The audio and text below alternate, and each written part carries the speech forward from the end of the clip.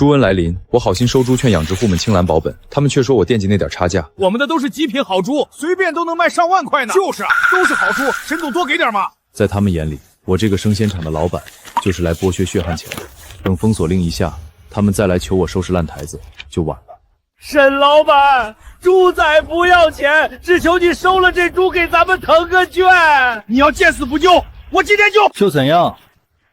你那些猪是猪瘟死的，跟我有什么关系？白梦瑶跑了，我们走投无路啊！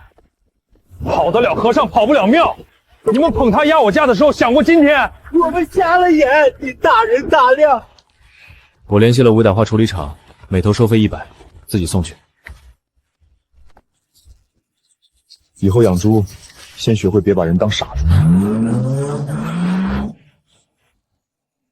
紧急通报，外省确诊非洲猪瘟，病毒传播迅速，建议周边地区立即加强防控。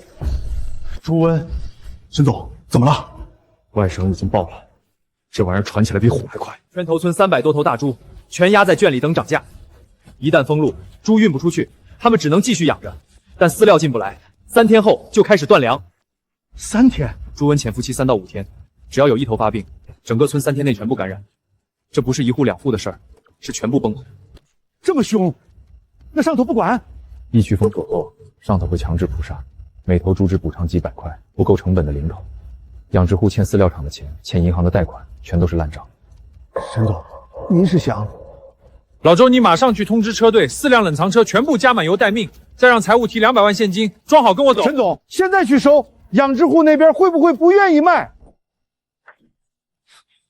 顾不上了。那些猪是他们一辈子的血汗钱，我不能眼睁睁看着他们倾家荡产。要是晚一步，他们这辈子都翻不了身。希望还来得及。各位，我今天来是想把你们村这300多头大猪全部收走，4辆车，200万现金，按今天市场价1分不压。沈老板，现在出栏太早，卖掉我们都亏死了。我实话跟你们说，外省爆发了猪瘟。啥？猪瘟？猪瘟传染极快，死亡率100%，外省已经死了1万多。上头下了封锁令，所有活猪不准进出，染病的全要挖坑烧掉。封锁令最快明天下午就到闸县。沈老板，外省的事儿跟咱们有什么关系？你跑来说这些，不就是想吓唬我们，好让我们赶紧把猪卖给你吧？眼下的隐患不是闹着玩的，一旦扩散，什么都晚了。你们想过没有？一旦封路，运输断绝，供应也进不来，到时候辛苦养出的这些东西一头都留不住。补偿要是谈不通，咱们大家的损失谁能担得起？前年你们村发大水，我自掏腰包送饲料，自己厂里差点发不出工资。去年猪价跌到谷底，我每斤贴7毛收你们的猪，自己搭进去10几万。这几年我沈燕什么时候骗过你们？说实话，我今天来收猪，一是怕你们血本无归，二来我自己厂里也等着这批货开工。听听，大家听听，他说了，他厂里等货开工，那不就是来捡便宜的吗？还说什么为我们好？我按市场最高价收，不压1分钱，这叫捡便宜。大彪，你去问问别的厂，谁会在这个时候带着现金上门？我赚我该赚的，但我也担了风险。这批猪要是路上出问题，我一样赔钱。我来是双赢，你们卖猪拿钱，我有货开工。今天我带车带现金来，检疫票运输全包，不压你们1分钱。老刘，我不逼你，但今天是最后出栏日，过了今天，你求我都不一定收。沈老板，你说的是真的？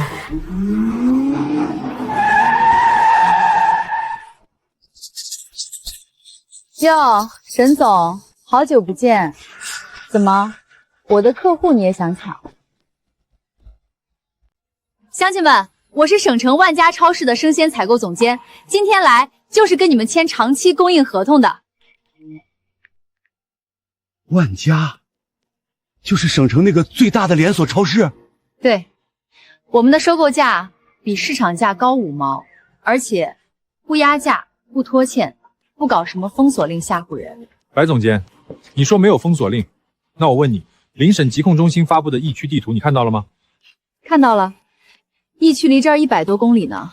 沈老板，你拿着鸡毛当令箭，不就是想压价收猪吗？我就说吧，什么猪瘟，都是他编的。猪瘟的传播不需要直接接触，一辆拉过病猪的车，一袋被污染的3料，都可能把病毒带进来。我不是在吓唬你们。乡亲们，你们听听，他说的这么邪乎，不就怕你们把猪卖给我吗？我跟你们签的是长期合约，预付30%定金，价格只涨不跌，沈老板能给吗？老刘，3成定金啊，咱们还等什么？沈老板，你说疫病，可人家万家这么大公司都不怕，你是不是在吓唬我们？这是今天上午刚收到的，建议青蓝，说明形势已经很严重了。建议又不是强制。沈老板，你一个做生鲜厂的，对疾控中心的话添油加醋，是不是有点缺德？乡亲们，我白梦瑶把话撂这儿，今天谁跟我签约，我当场转账30%定金。别挡着老子发财！老刘，我今天最后说一次，这车猪你现在出栏，我按原价收，过了今天我不会再来。乡亲们，别听他的，万家有自己的免检去色通道，只要签了协议，什么封锁令、检疫手续，总部、法务部一个电话就能搞定。免检，那感情好啊，不用排队等房间那帮大爷盖章了，这可是天大的好事儿。白总监，你真是咱们村的救苦救难活菩萨！我就说嘛，大超市怎么可能跟那些小作坊一样？白梦瑶，你少在这里偷换概念。防疫铁律面前，没有任何企业有特权。你所谓的绿色通道，根本经不起疾控中心的查验。沈老板，吃不到葡萄说葡萄酸是吧？你自己没本事打通关系，就觉得别人也不行。沈老板，对不住了，人家万家是大企业，能给咱们撑起保护伞，你那点小打小闹，咱们高攀不起。保护伞，等雷劈下来的时候，这把伞只会变成引雷针。司机大哥，你说到底有没有猪瘟？扯淡！老子刚从邻省拉的猪，活蹦乱跳的，哪来的猪瘟？听见没有？人家天天跑车的都说没猪瘟，就你沈燕吓唬人。等老子数钱的时候，你别眼红。等到猪瘟爆发，封锁令一下，你们村连一只苍蝇都飞不出去，好自为之。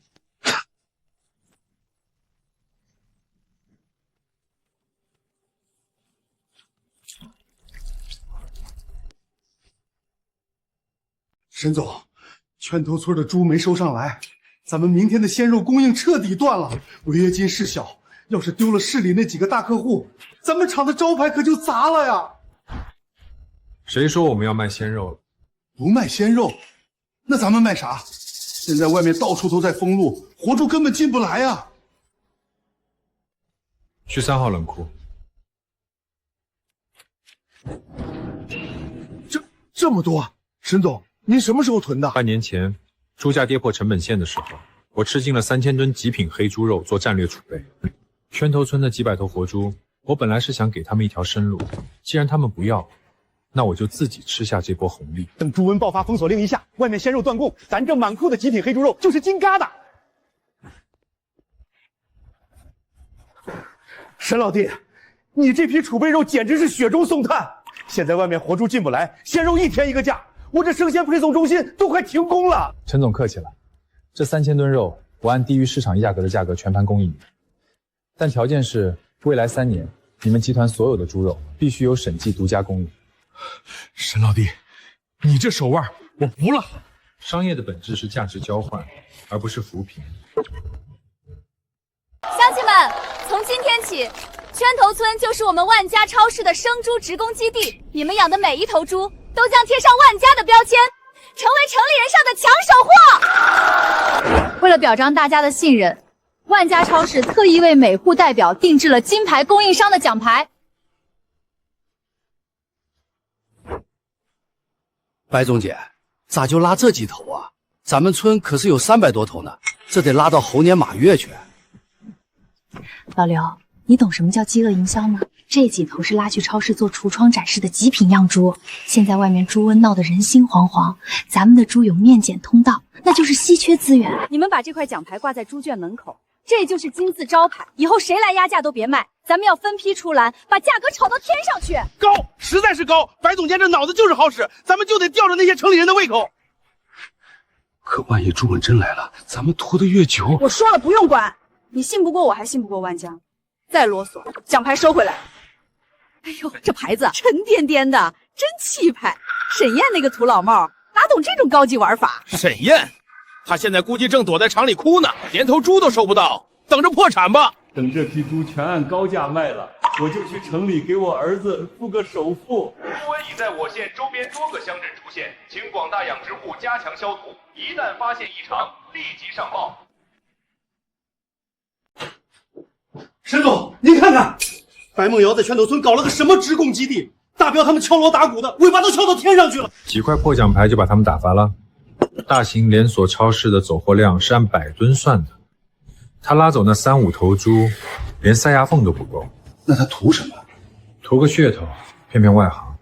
等总部的风控部门一介入，他这草台班子马上就会现原形。陈总那边的猪肉订单，今晚能出多少货？第一批50吨已经装车，凌晨准时发往市里。咱们这效率，陈总那边赞不绝口。继续加大产能，活猪进不来，咱们库里的极品黑猪肉就是接下来的硬通货。商业拼的是供应链和抗风险能力。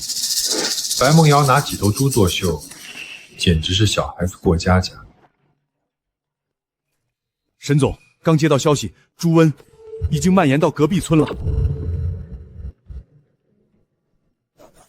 时间到了，防疫指令一旦下达，圈头村的死局正式开始。沈总，那咱们这边怎么办？封锁令一下，不光活猪进不来，蔬菜运输也会受影响。咱们还有一批大蒜订单等着交付呢。行，我明天亲自去圈头村收一批大蒜，一定不能拖。赵总，圈头村的职工基地谈下来了，300多头大猪，收购价比市场低3毛，这批货转手就能净赚10几万。林省猪瘟的事你知道吗？知道，但圈头村离疫区100多公里，目前还是安全的。安全。风控部今天早上下了死命令，所有从散户渠道收购的生猪一律暂停。你那个直供基地就是散户聚集地。赵总，我跟他们签了意向书，如果现在反悔，圈头村那些人不会善罢甘休的，咱们万家的名声也完了。那是你的事儿，别扯到公司身上。赵总，这批猪我亲自盯着检疫，每头都过3检，保证不出问题。求求你给我这个机会。超市最多只能给你批20头的试水单。想保住你采购总监的位子，就把字签了。这20头猪如果出了任何检疫问题，你承担全部法律责任，并且扣除你今年的全部奖金。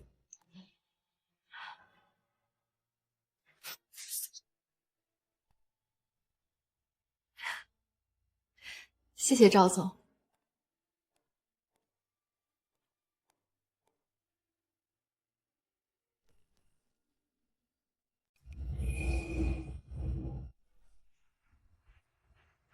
白总监，那20头试水单的名额，您可得先考虑我呀。凭啥先考虑你？我家的猪膘最肥，该轮到我。哟，大家快看啊，这不是咱们那位心高气傲的沈老板吗？怎么又回咱们村了？这还用问？肯定是他的厂子断了货，走投无路，跑回来求咱们把猪卖给他呗。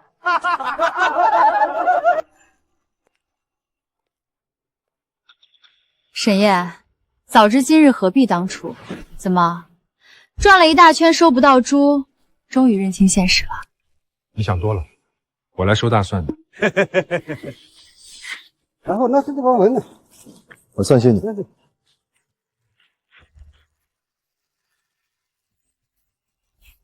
我还当什么呢？不就是为了做你那低端生咸订单吗？送给我都不要。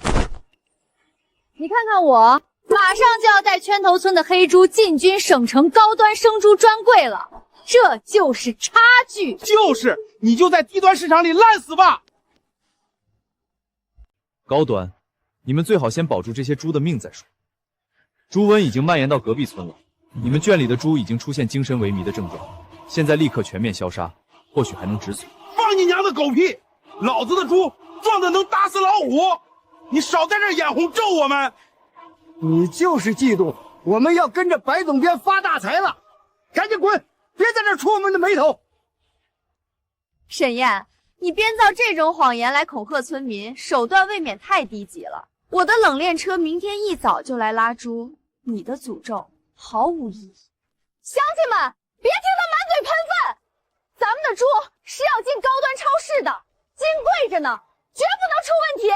就是白总监说的对，良言难劝该死鬼，你们好自为之。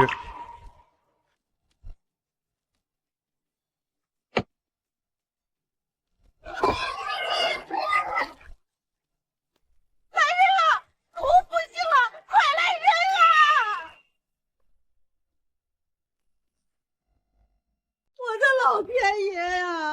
这好端端的猪，怎么说死就死了？这可是我下半年的口粮钱啊！这症状跟沈老板说的一模一样啊！该不真的是猪瘟吧？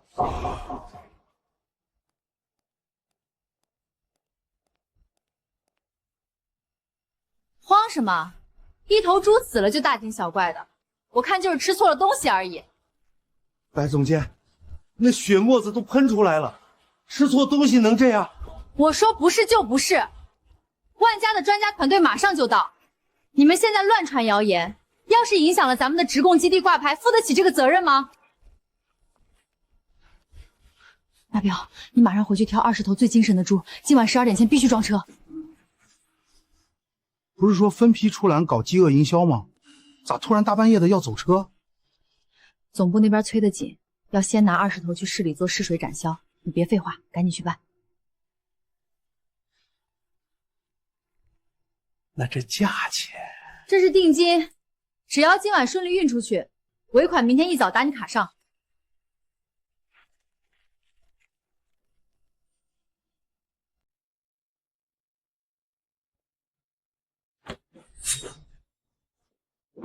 沈总，刚得到确切消息，省里的封锁令文件已经下发到各县了，今晚0点正式生效。比我预计的还快了半天。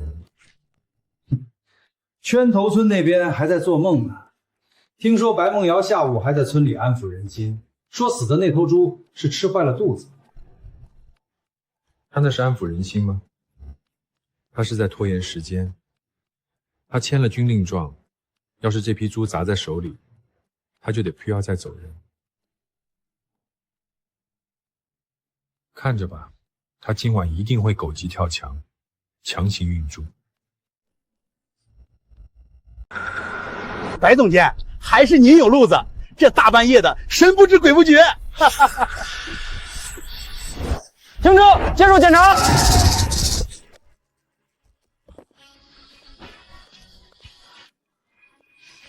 例行检查，请出示车辆通行证和生猪检疫合格证明。同志，我们是省城万家超市的直供车队，这是我们的免检绿色通道协议，车上是供应市里的特级黑猪。现在是防疫期间，全省所有生猪运输必须接受现场查验，什么通道都不管用。就是，我们白总监可是上面有人的。你可能没听清楚，我们是万家集团的，耽误了市里的生鲜供应，你负得起这个责任吗？我不管你是哪个集团的，没有县级以上的当批次检疫合格证，一律不准通行。这是检疫合格证，看清楚了，章是齐的。这张证是上个月的批次，你拿过期的证件来糊弄谁？这是因为系统还没更新，我们的猪绝对没问题。证件造假，车辆暂扣，马上对车上的生猪进行现场采样。干什么？你们凭什么动我的猪？这可是要进大超市的。妨碍防疫检查，可以直接拘留。看看。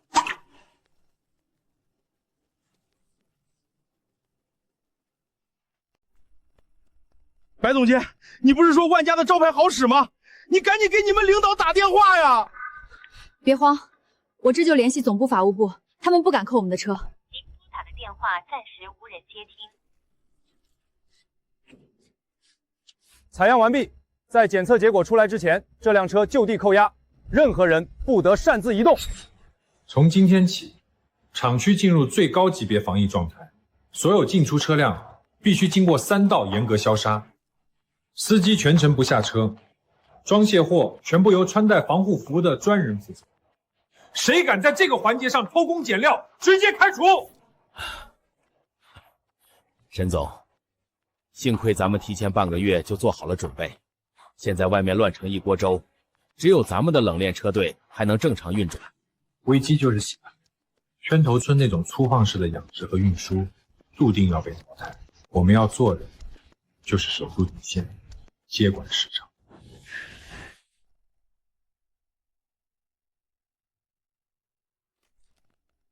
检测结果出来了，20头试水猪全员阳性，确诊是猪瘟。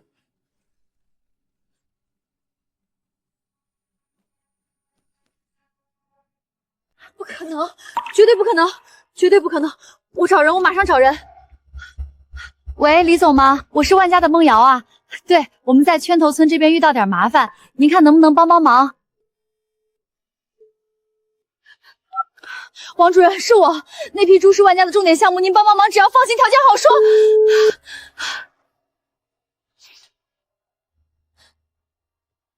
白总监，你不是说万标能搞定吗？现在全阳性了，我的猪怎么办？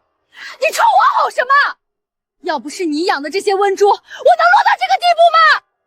沈总，车队已经全部调试完毕 ，GPS 轨迹追踪，车厢内温湿度实时监控，全部接入了疾控中心的系统。这才是未来生鲜供应链的标准。刚收到的消息，白梦瑶昨晚在圈头村被拦了，20头猪全阳性，现在已经被强制扣押了。意料之中。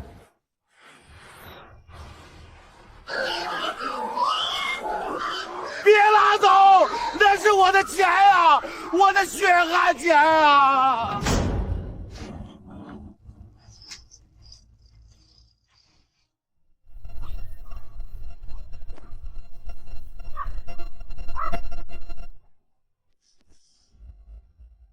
白梦瑶，你赔我的猪，你签了合同的。你放开我，那是不可抗力，跟我有什么关系？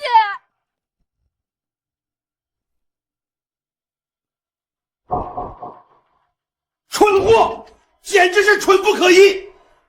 三令五申不准收散户的猪，他把我的话当耳旁风。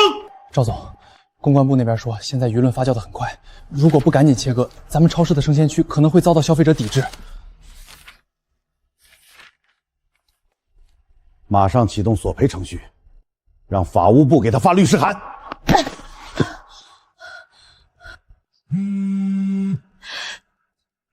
赵总，白梦苗，你被停职了。赵总，您听我解释，这只是个意外，我能补救的。补救？你拿什么补救？法务部的律师函已经发到你邮箱了，按照你签的责任状，准备赔偿公司的名誉损失吧。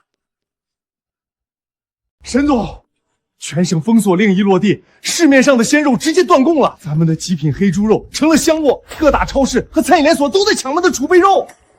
价格呢？翻了1倍，而且全都是现金结账，概不赊欠。咱们这半个月回流的资金比去年1整年都多。按计划出货，优先保证陈总那边的供应。另外，冷链运输的消杀标准再提一级，绝不能出岔子。老刘，你快看那头花猪！怎么会这样？昨天还好好的。烫手，发高烧了。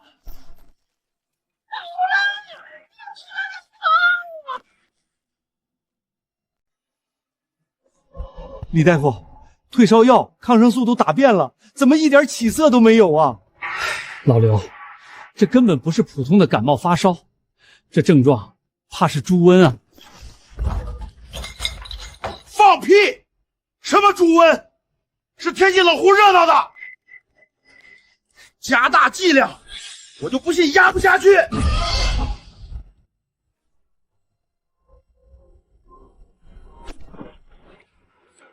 完了，全完了。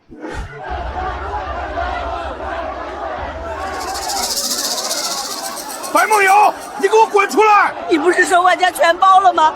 现在猪病了，你赶紧派车来拉走啊！白总监，白菩萨，你救救我们吧！按合同把猪收走，哪怕降点价也行啊！收走？我现在连自己都保不住了，拿什么收你们的温猪？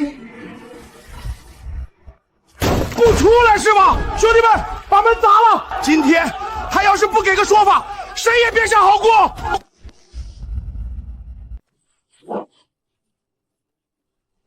白总监，躲什么呀？咱们的直供基地还搞不搞了？你们干什么？想造反吗？白总监，猪圈里已经倒了一大半了，你行行好，赶紧让万家的车来拉猪吧。拉什么猪？你们自己饲养不当，导致牲畜大面积病倒，这属于你们单方面违约。你说什么？看清楚了，这是万家法务部发来的律师函，因为你们提供的病猪导致万家名誉受损，现在公司要起诉你们。放你娘的屁！当初是你信誓旦旦说万检的，现在出了事儿，你想把屎盆子全扣我们头上？告诉你，白梦瑶，今天你要是不把钱吐出来，老子不会放过你！万家把我告了，大彪这帮人又要吃了我，我不能留在这儿，留在这儿只有死路一条。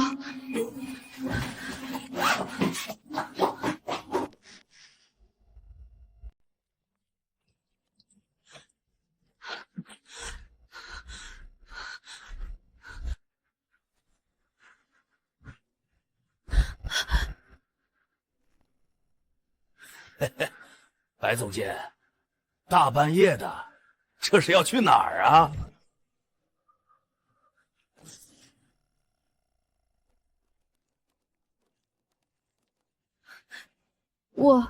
我回省城，去总部给你们申请补偿款。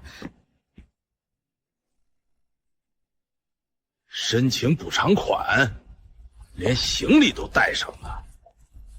我看你是想跑路吧？彪哥，你放我走吧，我真的没办法了，万家把我开除了，我现在身无分文啊！你身无分文，老子可是倾家荡产！我告诉你，今天你必须拿出解决办法！有了，我有办法，我有办法！说什么办法？如果不抛出一个足够诱人的诱饵，我今晚绝对走不出这个村子。黑市，我认识黑市的人。什么黑市？外省有几个地下小屠宰场，专门收这种还没死透的猪，他们什么都敢收，只要价格够低，他们什么都敢收。现在到处都在封路，怎么运出去？走小路，我知道几条绕过检疫站的土路，只要半夜走，神不知鬼不觉。可是，这要是被抓住了，可是要坐牢的。等仿坊建的人来扑杀，一头猪就补几百块钱，你欠饲料厂的钱拿什么还？你下半辈子就等着被债主逼死吧！只要把这批猪运出去，哪怕按市场价的一半卖，也能挽回几十万的损失。这是你们最后的机会。好，老子就信你最后一次。要是敢耍花样，我绝对饶不了你！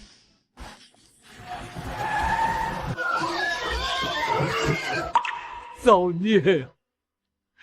这都是造孽啊！哭什么哭？赶紧装车，等换了钱，咱们还能东山再起。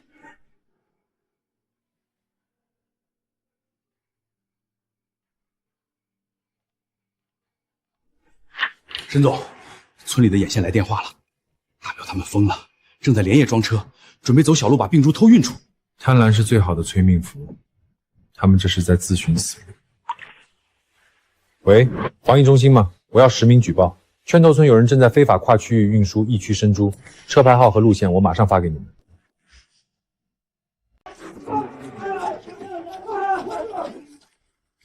快点，都磨蹭什么呢？必须出省界！天亮前出省界！大彪，这猪都快不行了，人家黑市能收吗？万一一路上死透了，死透了也得拉过去，这是咱们最后换钱的机会。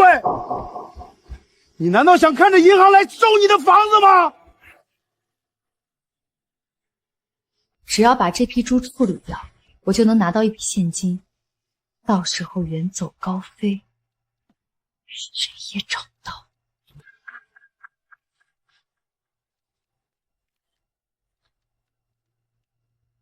喂，周主任，是我。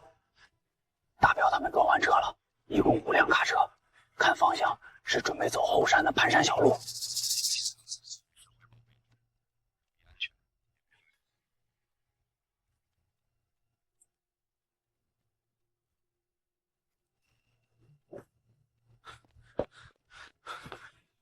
沈总，眼线来报，大彪的车队已经出发了，5辆车，走的是后山的盘山小路，企图绕过县里的主干道检查站。后山小路，那条路年久失修，连个路灯都没有。他们为了钱，连命都不要了。沈总，那条路虽然难走，但确实能绕开县里的卡点。一旦让他们上了省道，这批病猪流向市场，后果不堪设想啊！他们上不了省。通知眼线，把他们每经过一个岔路口的时间，精确到分钟报给我。我要让他们知道什么叫天罗地网。沈总，车队刚过了老槐树岔口，正在往鹰嘴岩方向开，速度不快，估计是因为路况太差。鹰嘴岩是单行道，一边是峭壁，一边是悬崖。只要车队进去，就别想掉头。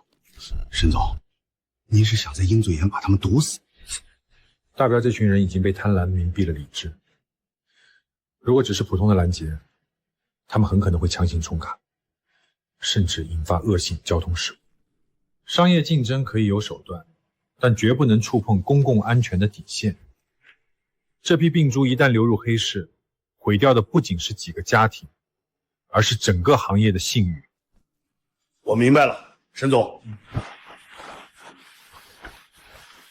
彪，你开慢点，旁边就是悬崖。闭嘴！要不是你出的馊主意，老子用得着大半夜在这玩命吗？大彪，我右眼皮一直跳，总觉得要出事儿。咱们要不还是回去吧？回去等着被银行收房子吗？今天就是天王老子来了，也挡不住老子发财！沈总，车队已经进入鹰嘴岩路段了，时间刚刚好，收网。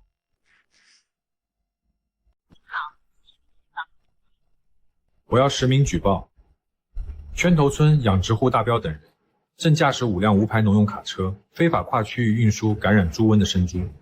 提供具体位置和车牌信息。车牌号分别是：目前车队已经进入鹰嘴岩单行路段，预计10分钟后抵达国道交界处。车上装载的全部是重症病猪，一旦流入市场，后果不堪设想，请立即采强制拦截措施。收到，防疫队马上出动。剩下的就交给防疫中心了。哈哈，过了这个坡，前面就是国道了。只要上了国道，咱们就彻底安全了。总算熬过来了。大彪，到了地方，你拿你的钱，我拿我的那份，咱们两清。太好了，这下有救了。什么情况？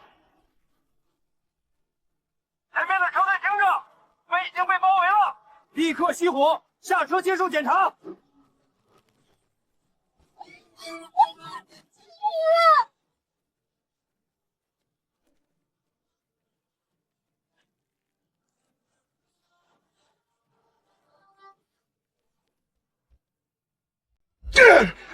妈的！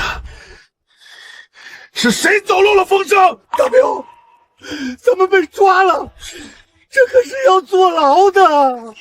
不关我的事，我什么都不知道。车上的人听着，最后一次警告，立刻熄火下车，否则我们将采取强制措施。下车，马上下车。沈总，防疫队那边来消息了，车队在鹰嘴岩出口被全数拦截，大彪等人已被扣留。意料之中的结局。这帮人真是不到黄河心不死。这下好了，人赃并获，谁也救不了他们。他们不是死在仿替站手里，是死在自己的贪婪里。明天一早，圈头村的天就要变了。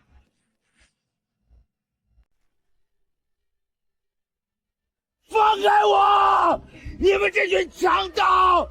那是我的钱，我的钱！老实点。同志，我是被逼的，我是万家超市的采购总监，是他们绑架我来的。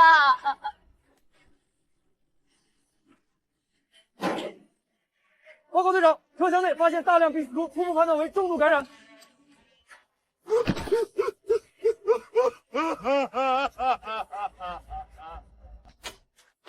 沈总，您看今天的早报，省里通报了昨晚的拦截行动，大彪他们全进去了。万家超市也因为涉嫌违规操作被立案调查了。这只是个开始。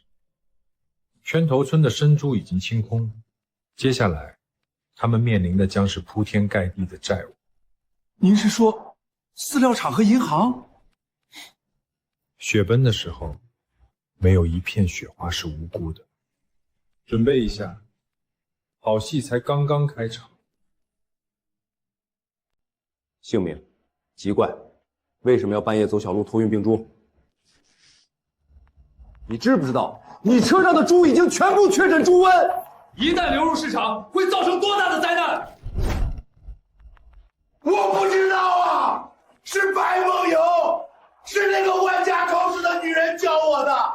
她说黑市能收我才鬼迷心窍。不管是谁教唆你，作为车队组织者，必须承担主要责任。你的生猪将被全部无令化处理，1分钱补偿都没有。沈总，大彪的拘留通知书已经下发了，5辆车的病猪全部被截获，1头都没流出去。他咎由自取。白梦瑶呢？白梦瑶作为同案嫌疑人，也被带回去协助调查。不过他把责任推得一干二净，说是大彪绑架他去的。狗咬狗，万家那边有成功。万家的公关部连夜发了声明，宣布开除白梦瑶，并且表示对圈头村的违规操作毫不知情。他们这是急着撇清关系呢。撇不清的。万家的生鲜供应链已经出现了巨大的缺口，他们很快就会发现，整个省城只有我们能补上这个窟窿。全村实行封闭管理。大彪真的被抓了。5车猪啊，全被扣了，咱们的钱全打水漂了。圈头村全体村民注意，因本村发生严重瞒报及非法偷运疫区生猪事件，从现在起，全村实行彻底的物理封锁，任何人不得进出。同志，我们什么时候能解封啊？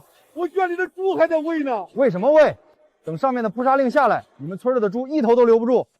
沈老弟，外面现在因为猪瘟闹得人心惶惶，你这里倒是一片世外桃源啊。风控坐在前面，自然不怕风浪。陈总，这批猪肉今晚就能发往你们的中央厨房。沈老弟，不瞒你说，现在市面上的鲜肉价格已经炒上天了，你这批货可是解了我的燃眉之急，以后我们集团的肉类供应就全靠你了。合作愉快。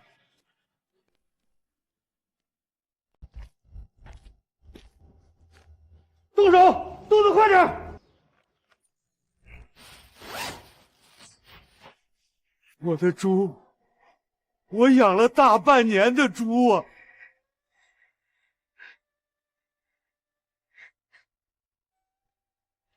签字吧，因为你们村存在瞒报和违规偷运行为，按照政策，每头猪只能给200块的无上化处理补偿。200块，连买猪崽的钱都不够啊！我欠了饲料厂10几万，这让我怎么活啊？早知今日，何必当初？签字吧。老天爷呀，你睁开眼看看吧！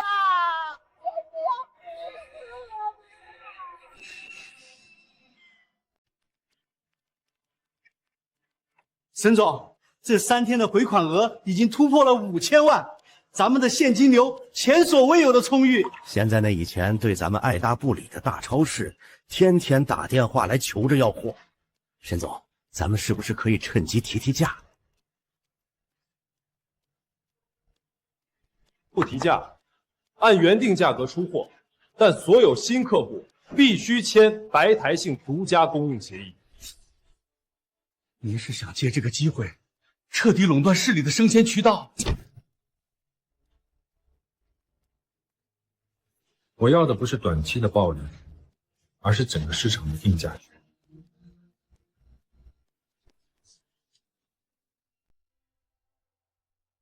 老刘，大表媳妇刚在家里上吊，幸亏发现的早，救下来了。死都不怕，还怕活着吗？半个月前，沈老板带着200万现金、4辆冷藏车就停在咱们村口，按原价收，1分钱都不压。是我们自己瞎了眼，非要信那个白梦瑶的鬼话。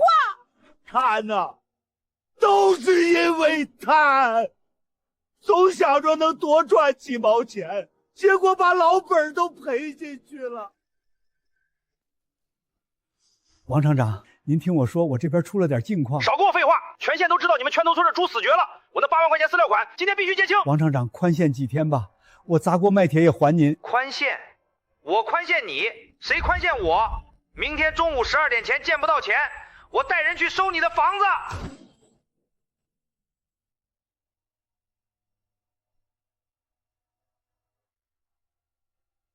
白小姐，赵总交代了，以后您不能再踏入万家大楼半步。我为万家卖命这么多年，没有功劳也有苦劳，他们怎么能这么绝情？苦劳？你差点把万家的招牌砸了。法务部的起诉书你收到了吧？赶紧准备赔钱吧。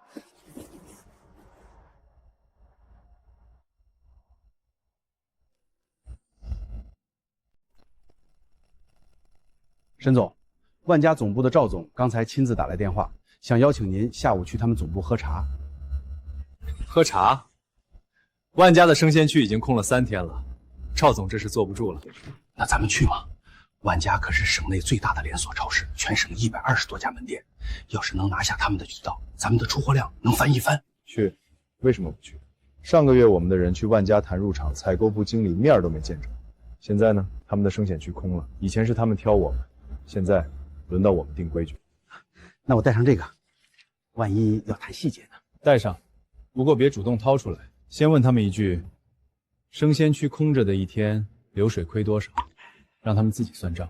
明白了，那我跟赵总那边回个话，就说您下午3点到。顺便提一句，4点我们还要去润发那边坐坐，不着急，慢慢喝。老刘，你倒是拿个主意呀！明天饲料厂的人就要来搬东西了，咱们这日子还该怎么过？能有什么主意？猪没了，钱也没了，现在唯一的活路就是去找白梦瑶。找他？他都被万家开除了，还能给咱们钱吗？开除是他的事，当初白纸黑字签的意向书，说好了给30%的定金，他才给了大彪一点跑腿费，剩下的大头全在他手里。对，跑得了和尚跑了庙，咱们去省城，去万家总部堵他。这电视现在不值钱了，最多给你200。师傅，这可是我去年刚买的，花了3000多呢。您再给加50吧，我急等着用钱买车票。老刘，我把当年陪嫁的耳环也当了，凑了300。走，去省城。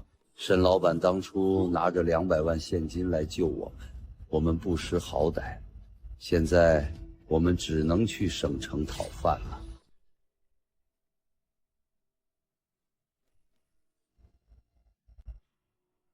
老刘，省城那么大，万家总部在哪儿咱们都不知道，能找到白梦瑶吗？找不到也得找，找不到他，咱们回去也是死路一条。沈总，万家那边的接待规格定下来了，赵总亲自带队在大堂迎接，这可是他们对待顶级供应商才有的待遇。他们现在生鲜区无肉可卖，每天都在流失客流。赵总比我们急。那咱们今天去，是不是直接把独家供应的合同签了？不急，谈判桌上谁先亮底盘谁就输。我要让他们知道，现在是万家离不开审计，而不是审计求着万家。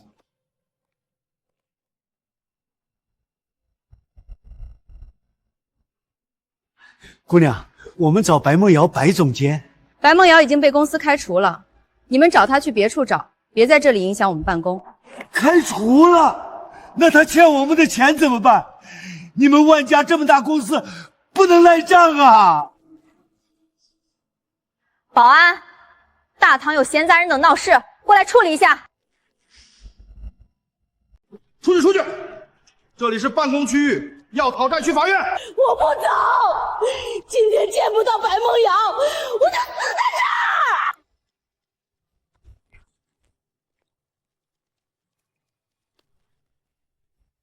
白梦瑶在那儿。你们怎么找到这儿来了？你个骗子！你还我们的血汗钱！你把我们害得倾家荡产，你还想跑？把丁丁交出来！放开我，保安！救命啊！来了，队长！你们找我要什么钱？是你们的猪得了猪瘟，害得我被公司开除，还背了几百万的雷赔，我才是受害者！你放屁！当初是你拍着胸脯说面检的，是你让我们把猪留着的，你现在跟我说你不知道？我没钱，我一分钱都没有了，你们打死我也没用。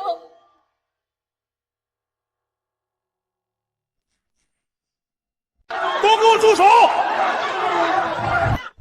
再闹我就报警了！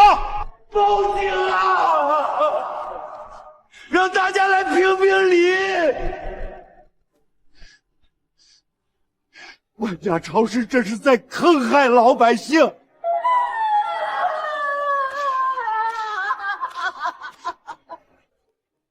老天爷呀！你劈死这个狠心肝的女人吧！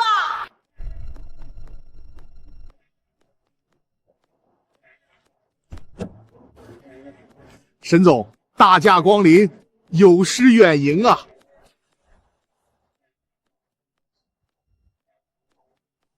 赵总客气。沈总，咱们去楼上 VIP 会议室详谈，请。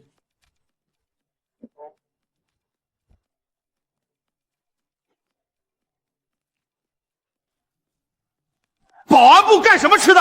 还不把这些闹事的人赶出去！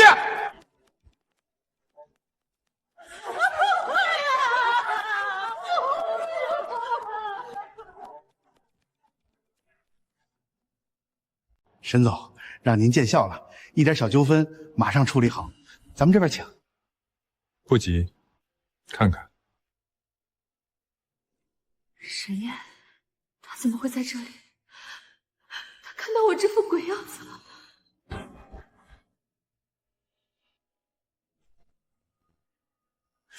沈老板，拦住他！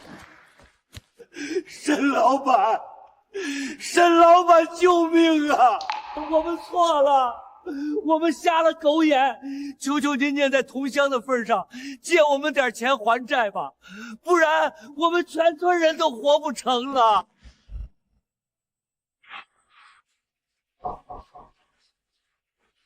我给过你们机会。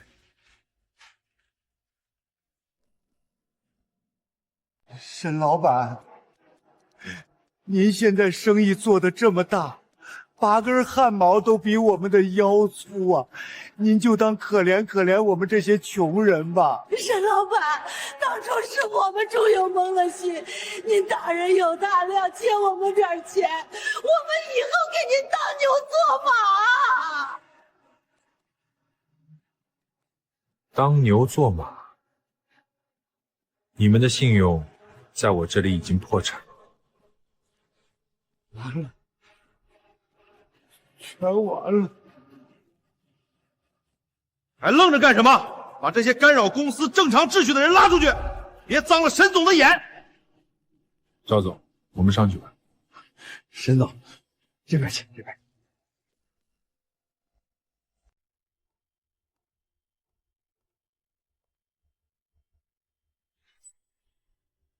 靠谎言堆砌的空中楼阁，终究会塌。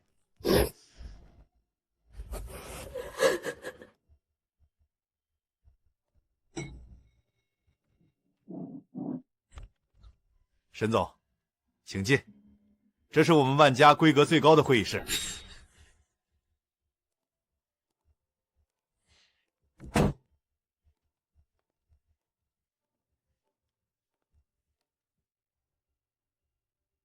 沈燕，原来你早就看穿了一切。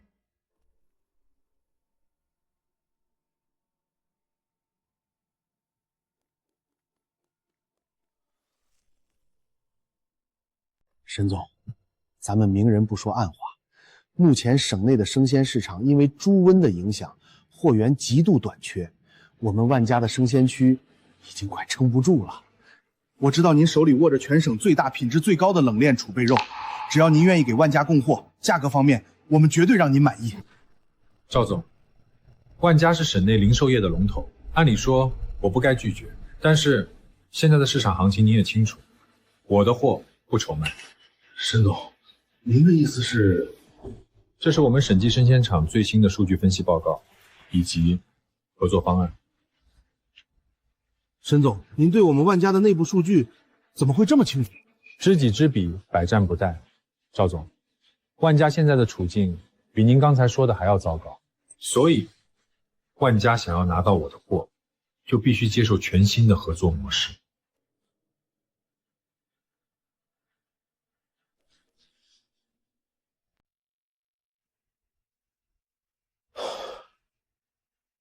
沈总，您所说的全新合作模式，具体是指什么？第一，万家全省所有门店的生鲜猪肉专柜，必须由审计生鲜厂独家供应，排期性条款写进合同。独家供应？沈总，这不符合我们万家多供应商制衡的采购原则啊！万一您的产能跟不上，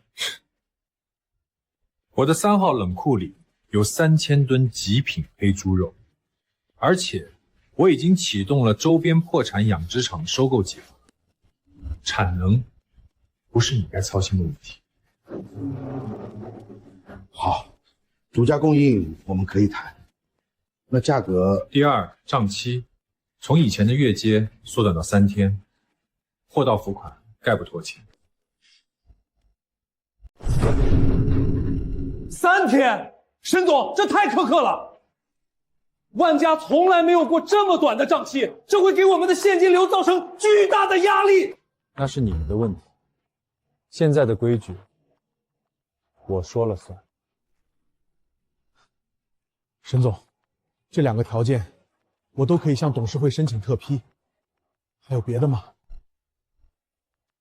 第三，审计生鲜厂拥有对中酸零售价格的绝对指导权，万家不能私自打价格战，必须配合我们的品牌定位。终端定价权？沈总，您这是要把万家变成您的直营店啊！这几乎是在挤压我们所有的利润空间。赵总，利润空间是挤出来的，但生存空间是抢出来的。签了协议，万家能活下去；不签，3天后，万家的生鲜区就可以关门大吉了。沈总，条件太苛刻了，我需要时间考虑，也需要寻找其他供应商对比一下。赵总随意，不过我好心提醒一句，周边合规出栏的大部分生猪资源已经被我提前锁定。您现在去市面上找，除了那些来路不明的散户，找不到第2家能满足万家体量的供应商。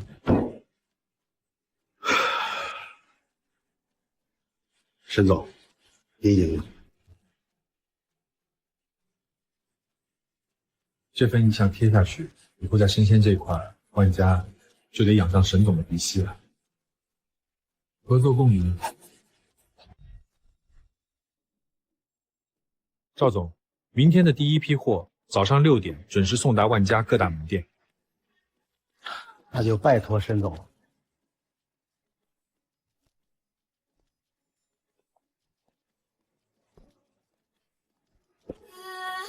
从今天起，省城的生鲜终端正式纳入审计的版图。排科性独家供应，3天账期，还要终端定价权。沈燕这是要把我们万家当成他的提款机。赵总，昨天您不是已经在初步意向书上签字了吗？那是缓兵之计。董事会看到这3个条件，差点没把我生吞了。你马上联系邻省的几家大型生鲜厂，只要他们能供货，价格高2成我也认。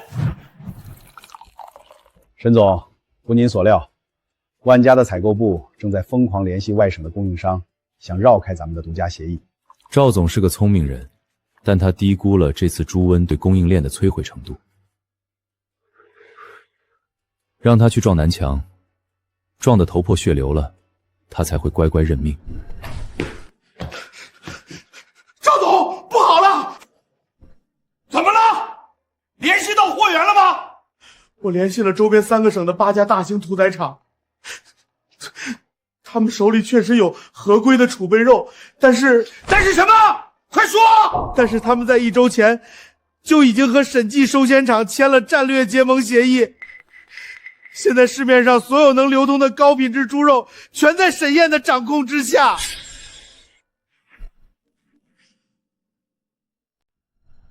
沈燕，他早就布下了一张天罗地网，就等着我往里跳。赵总，签下这种协议，万家以后的生鲜利润至少要砍掉1半。不签，我们连1半的利润都没有。生鲜区断供5天，超市的整体客流已经下降了30%，再拖下去，万家的招牌就彻底砸了。准备迎接沈总吧，从今天起，生鲜这块地盘他说了算。沈总，万家那边刚打来电话，请您过去举行正式的签约仪式。商业博弈，拼的不是谁嗓门大，而是谁手里的筹码硬。圈头村那些人以为抱住了万家的大腿，却不知道，连万家这条大腿，现在也得看我的脸色。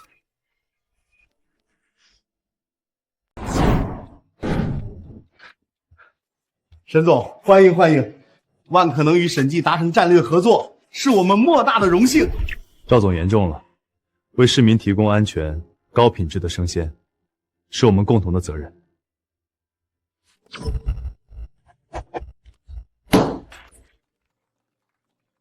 赵总，明天的货款记得按时打到沈江账上。一定一定，沈总放心。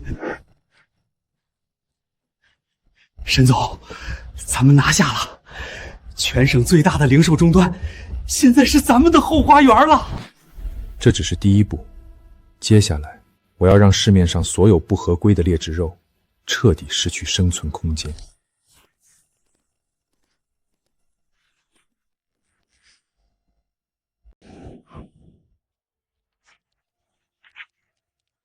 700万，我上哪儿去弄700万？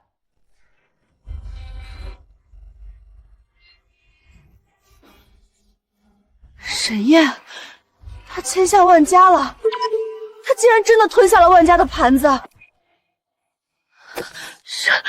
沈燕，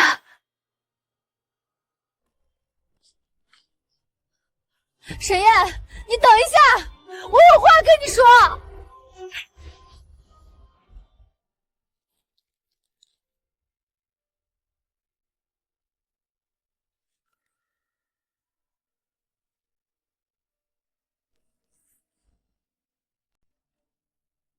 沈总，白梦瑶这回算是彻底栽了。听说万家不仅要他赔钱，还要追究他的刑事责任。靠投机取巧上位的人，摔下来的时候只会更惨。开车。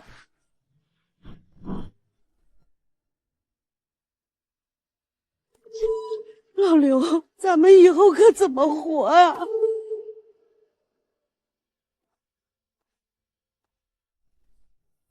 这是省城法院寄来的传票，你们村好几户都有，你顺便给他们带过去吧。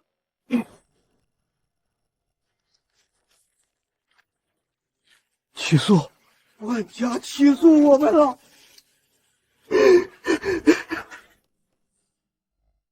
万家要我们赔偿名誉损失费和违约金，一家要赔10万，我们连吃饭的钱都没了，上哪儿去弄10万啊？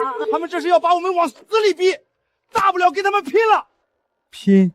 拿什么拼？人家是大企业，有专业的律师团队，咱们现在连请律师的钱都凑不出来。大彪啊，相府站的处罚决定书下来了，定额处罚，罚款50万。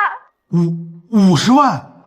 饲料厂和银行的人天天堵在家里要债，法院的人昨天来了，说咱们还不上钱，要把养殖场查封拍卖。沈总，圈头村那边彻底崩盘了，万家的起诉书已经送达，大彪也被防疫站罚款，养殖场马上就要被法院查封。意料之中。沈总，您当初劝他们青蓝，他们不听，现在落得这个下场，真是自作自受。成年人要为自己的贪婪买单。求求你们别疯啊！这是我们全家最后的指望了。大娘，你们欠了银行和供应商几百万，我们也是依法保全财产，请配合我们工作。早干嘛去了？当初跟着白梦瑶搞什么职供基地的时候，尾巴不是翘到天上去了吗？这些红点都是因为这次猪瘟导致资金链断裂、即将破产的传统养殖场。危机就是行业洗牌的最佳时机。我要你们在半个月内把这些闲置的养殖场全部低价收购过来，推倒重建。我要打造全省最大的现代化、全封闭、高生物安全等级的生猪产业园。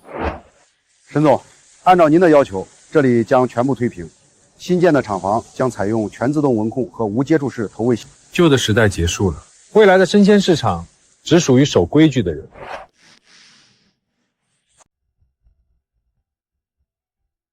沈总，一期工程下个月就能完工，到时候咱们的产能将占据全省的半步江山。这还不够，我要的是从源头养殖到终端销售的绝对闭环，只有这样才能彻底杜绝圈头村那种悲剧重演。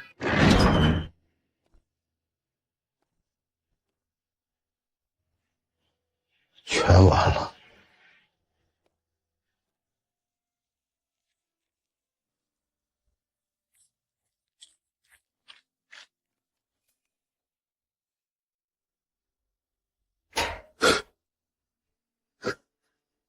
怎么会这样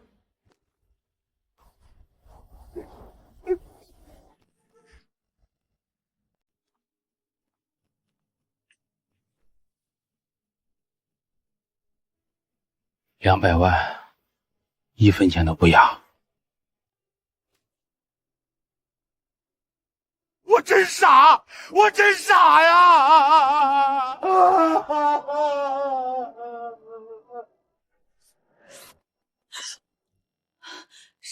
谁啊？白梦瑶，因你涉及多起合同诈骗及债务纠纷，现依法对你名下的所有资产进行查封冻结，请你立刻搬离这处房产。你们不能这样，我什么都没了，我连吃饭的钱都没有了。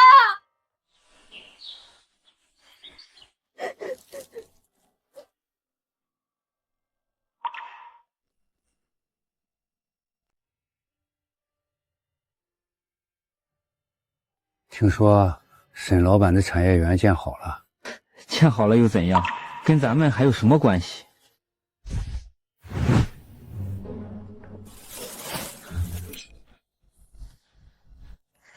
沈燕，我怎么会把自己弄成这样？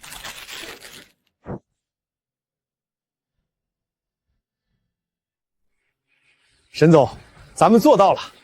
现在整个省城的生鲜市场都在咱们的规矩下运转。商业的本质是创造价值，而不是被贪婪反噬。这只是一个开始。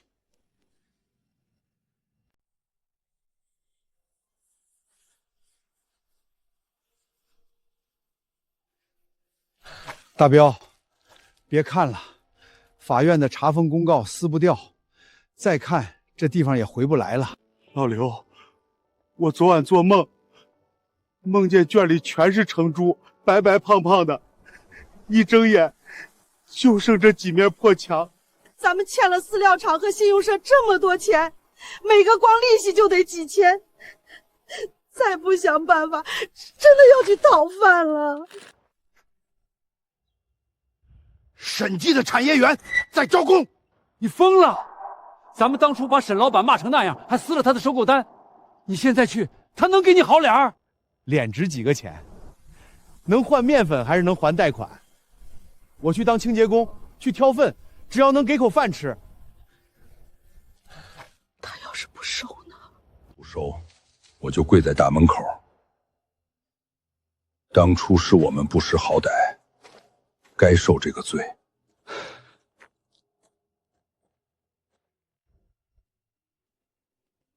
两位有什么事儿？这里是无菌区，外来人员不能靠近。师傅，我们是圈头村的，听说这里招养殖工人，我们想找周主任或者沈老板。没有预约，不能进去，你们请回吧。我是老刘，以前跟沈总合作过的，师傅劳驾您通报一声。对不起，公司有严格的考勤和会客规章，我不能违规。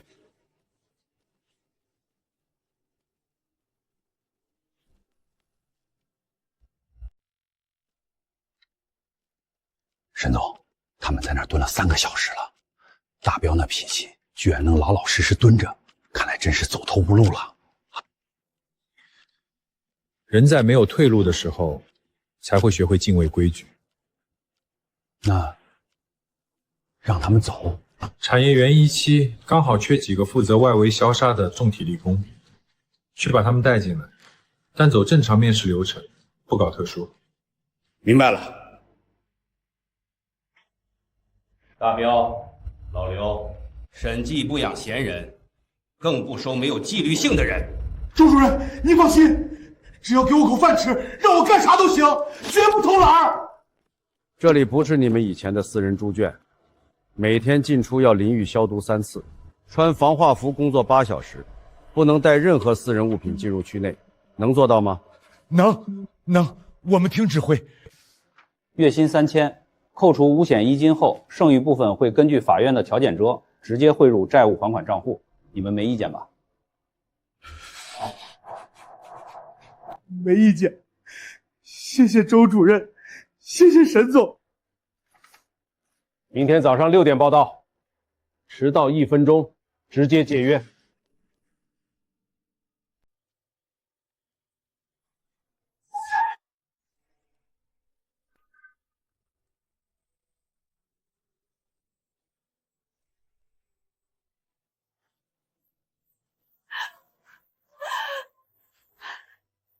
沈烨，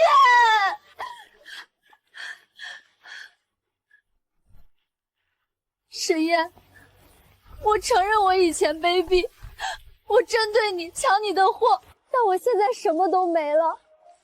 你能不能看在大家同行一场的份上，给我一口饭吃？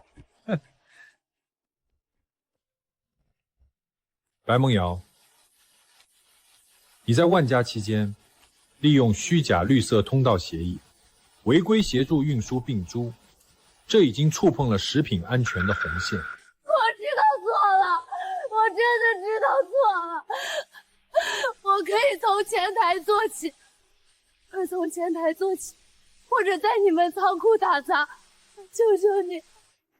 商业可以容忍失败，但不能容忍信用破产。我的企业不需要一个连食品安全底线都能放弃的员工。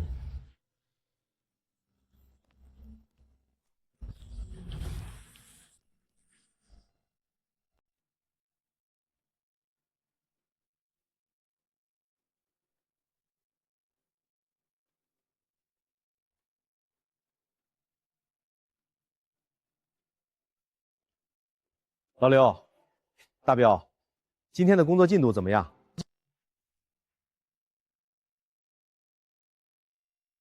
周主任，消杀已经完成了3次，记录都做好了，您可以检查。做得不错。沈总说了，村里的合作社下个月可以正式挂牌，作为审计的育肥基地。周主任，那我们以后也能按审计的标准养猪啦。只要严格执行审计的防疫和投喂标准，所有的成猪厂里一律按保底价收购，你们再也不用承担市场波动的风险。以前我们总想着多赚几毛钱差价，觉得沈老板心黑。现在才明白，只有跟着规矩走，才有活路。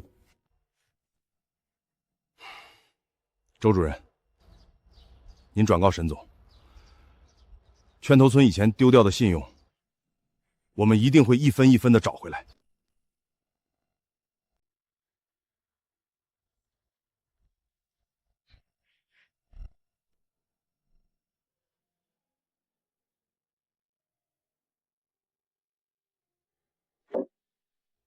沈总，全省的市场份额我们已经占到了52%，万家超市那边本月的货款已经提前1天结清了。账期和定价权是供应链的生命线，只要这2样在手里，风浪再大，审计也翻不了车。圈头村的合作社本周也正式并入咱们的监控网络了。大彪和老刘干得很卖力，这几个月没出过一次防疫差错。